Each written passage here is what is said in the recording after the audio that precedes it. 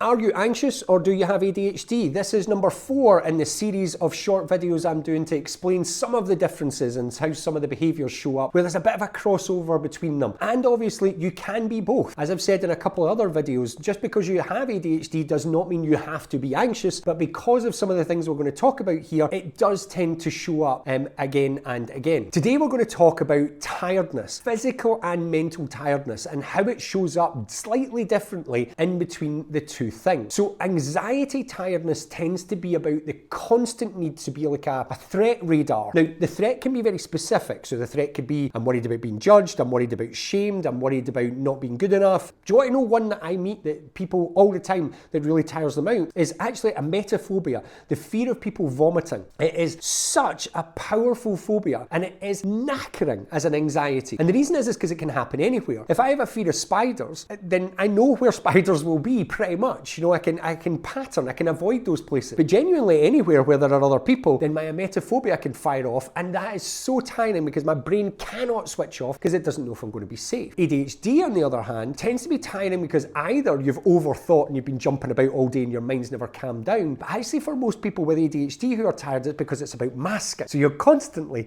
putting the brave face on and showing everybody how you're okay because you're desperate to not be too much, to not be over the top, to not be everything you've been criticised for as you've been growing up. And it can feel like when it switches off, so when you get home or you get to a safe place, when it switches off, like all your energy just disappears. Whereas somebody who's anxious actually can feel tired all the time. The person who's ADHD will quite often not feel tired while they're masking. It'll only be when it's switching off. Now, again, as I've said in all these videos, you could be both. Your experiences with ADHD can make you anxious and therefore you do go into threat detection. Sometimes these lines are blurry. If you want more of these videos, I've got one more in this series to do, and please follow the page because you'll get it first as well as help other people find this content too.